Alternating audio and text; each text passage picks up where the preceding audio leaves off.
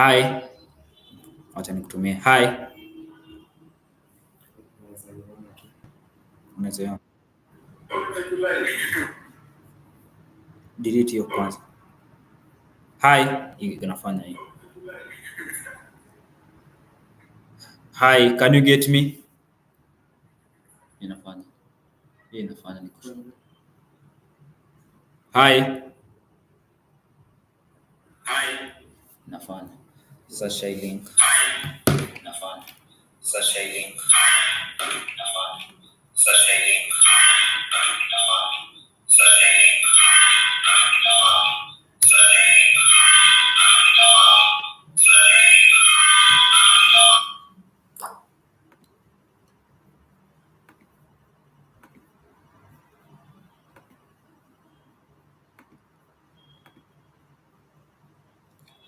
Tengeneza.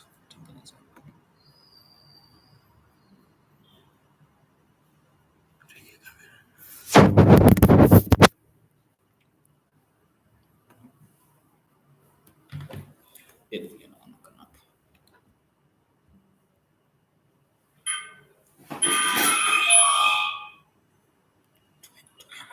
Tumia reference.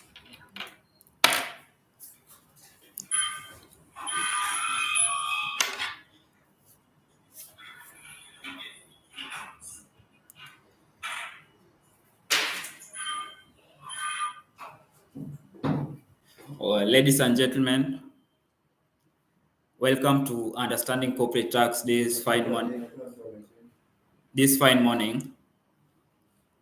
First of all, I would like to say that tax isn't just an obligation. Tax is a strategy that helps your business expand, or your business can fall short if you don't use this strategy wisely. In Kenya, we have so many tax strategies that you can do and help your business afloat. At Peak Insights, we help you enroll in these strategies. We help in consulting, we help in accounting, and we also help in advisory to help your business scale and to help your business strive for good. We unlock the potential of your business by helping them create value so that they can thrive. Okay, to start with, what is corporate tax? Corporate tax is a type of tax that is levied on the net profit of an organization. This tax applies to all incorporated Kenyan or controlled companies. Foreign companies with Kenyan permanent residence also pay corporate tax. These are what we call the non-resident companies. Companies that were incorporated in Kenya and controlled in Kenya are called resident companies. The resident companies in Kenya pay a corporate tax of 30%, while the non-resident companies in Kenya pay a corporate tax of 37.5%. So, with all that, we can know that we can name our corporate tax and do and calculate it. Likewise, we also have locally listed companies that get temporary lower rates down to 20%. These are in this locally we have the EPZ zones. Also, we have the ECZ zones. EPZ means export processing zone.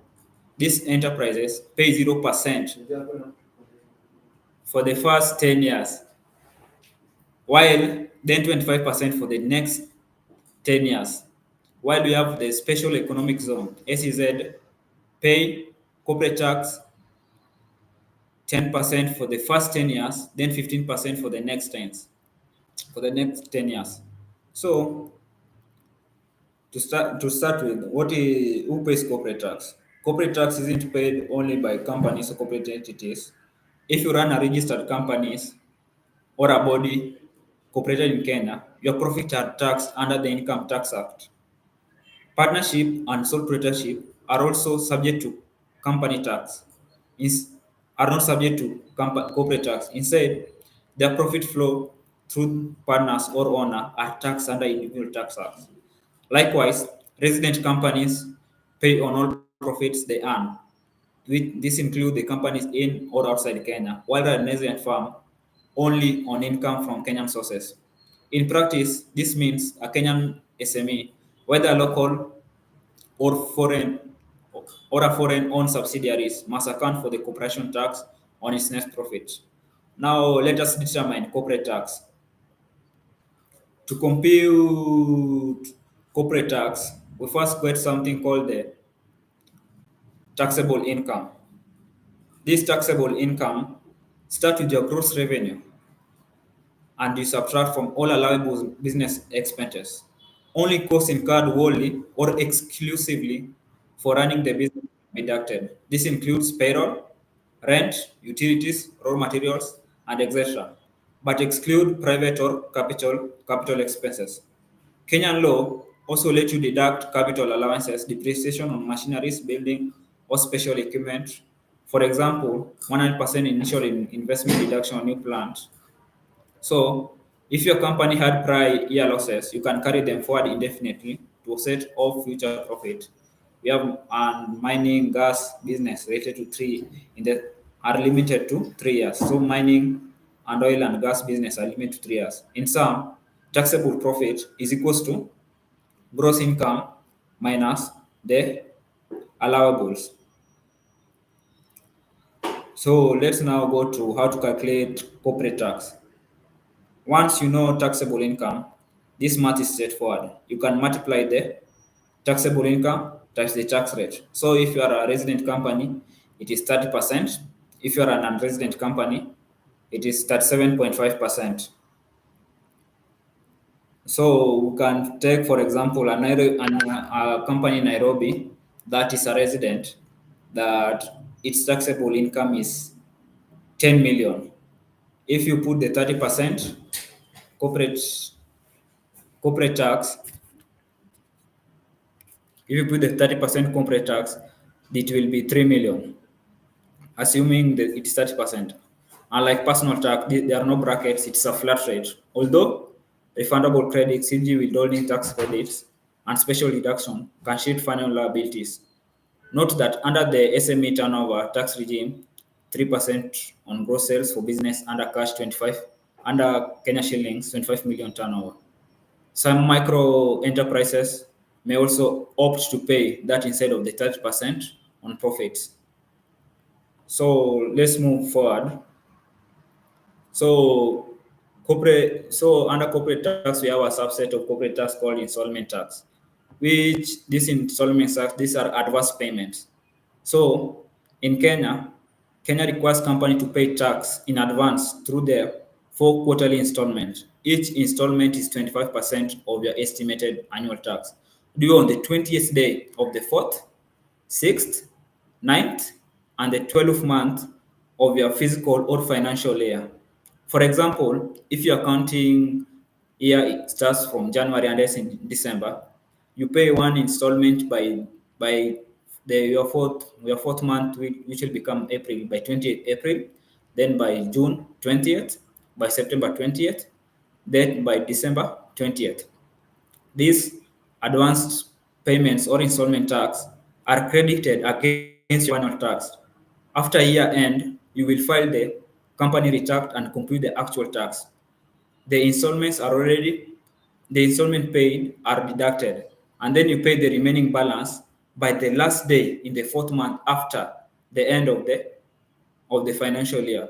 After, so if it ended on December, you will pay it that the at the end of the fourth month, that will be April 30th. So you can compute maybe if your financial year ends at September, or maybe if it's September, you calculate the fourth month. So you start from January, so you start from December, January, February, and then you continue like that. So this system forces prudent cash management and smooth carry collections. So if your estimated annual liability exceeds 40% or your firm's under 25 million turnover might instead be a turnover tax, which is also has its own schedule.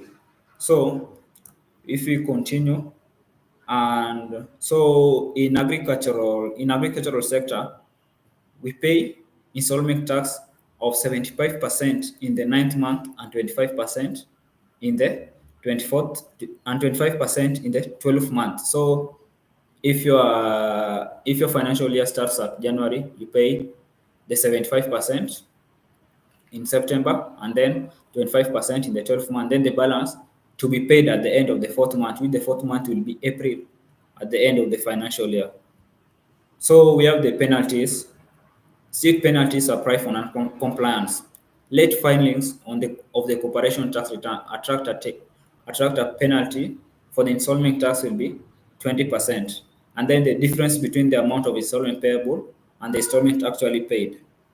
So, and then we also have the late payment of tax incurred at 1% per month on the unpaid balance, plus additional 5% on the tax owing. For example, if 1 million is owed and paid late, you'd owe 50,000 penalty plus 1% monthly interest. Installment tax also has its specific shortfall penalty. Underpaying your quarterly installment by estimating too low is penalized at 20% on the gap between the correct installment and what was paid. In short, pay your file late and penalties and interest can quickly mount beyond the original tax amount. Compliance isn't optional, so compliance will help you avoid these penalties and this extra money that will just be given to the KRA. So we also have tax incentive and tips. So Kenya offers numerous incentives to reduce the effective tax load if you plan properly. These key strategies include we have the EPZ deduction, 100 deduction on new PZ buildings on machineries, 0%. Then we have the SEZ preferential rates, 10% first 10 years, 15% next. Then we also have the investment deduction. So you claim full investment allowance on new plant and machineries.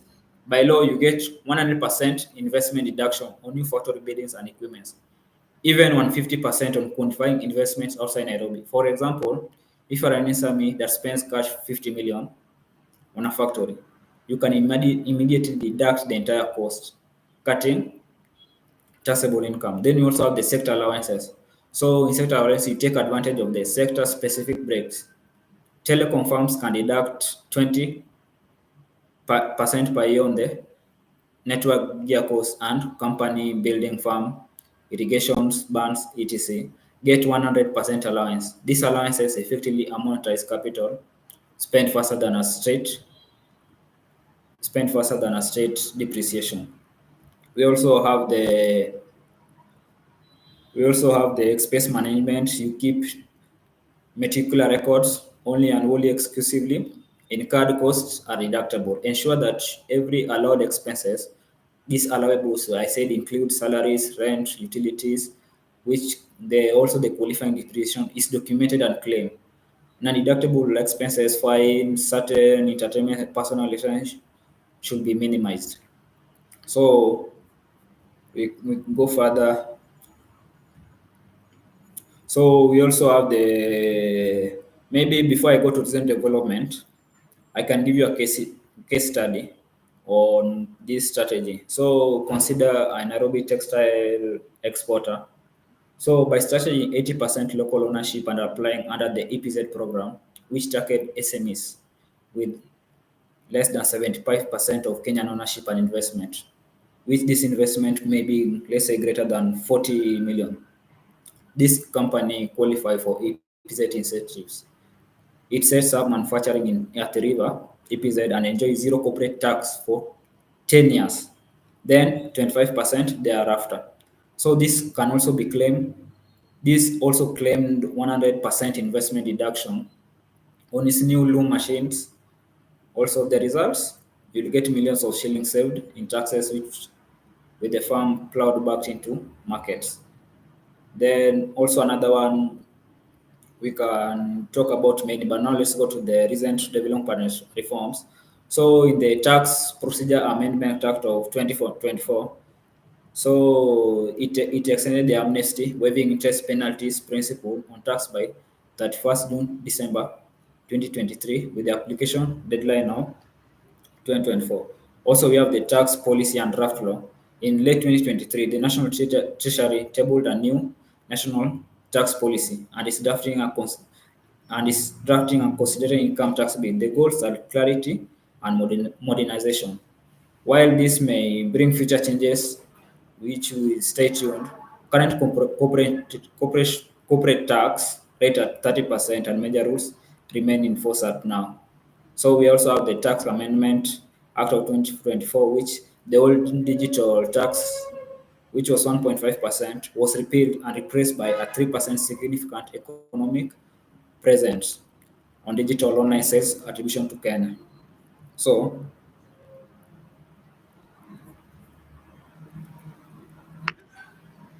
so where and how can we file corporate tax?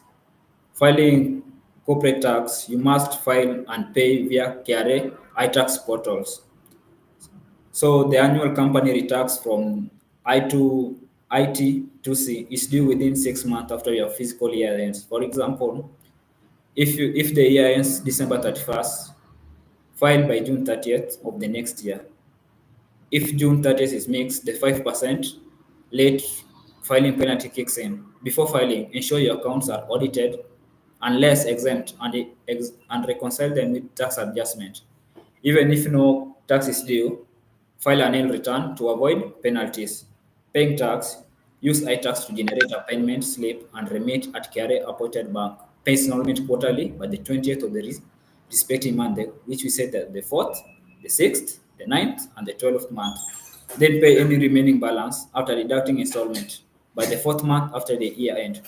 Meeting this deadline is just avoiding fines.